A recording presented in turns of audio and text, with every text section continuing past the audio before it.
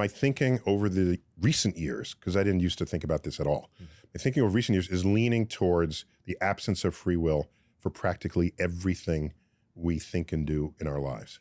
And I base that on the fact that over time, things that we have done as people in our species, at one time was you are totally to blame for that, or just something you did, or something we've learned, no, this person is more susceptible than you are to addiction. Right. There's a biochemistry there. This person cannot just be made the life of the party because they're on the autism spectrum.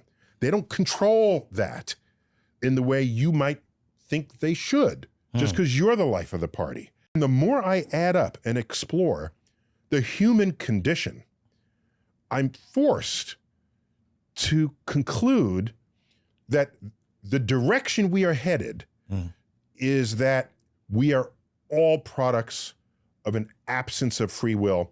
And as a result, society needs more compassion for people who do not otherwise fit in.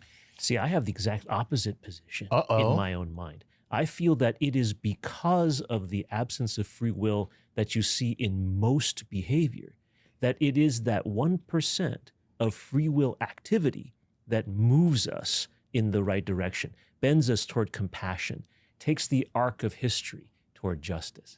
But but going back to what Neil just said, there are people who actually suffer from personality disorders, that suffer from brain disorders, where they can't do what you just said. They can't express compassion. They can't move towards there was a day when no one even thought to analyze it that way, as a brain disorder. Yeah, you were just an a-hole. Yeah, exactly. That was it. Now, if they can't, you can. You can show that person compassion or understanding. And therefore, free will as an entity exists. Charles, you're drawing a line even that I have seen be in constant motion over the decades and over the centuries. That line that you're saying, they don't have free will, but I do. I don't know that I can. See, I have free will over some things and not over others. Someone can see me and say, that person needs help in this way and has the free will to help me. I see somebody else who needs this help and free will. Together, it is a network. It's not that any individual. So you have to draw the other. line for every individual and even perhaps for society.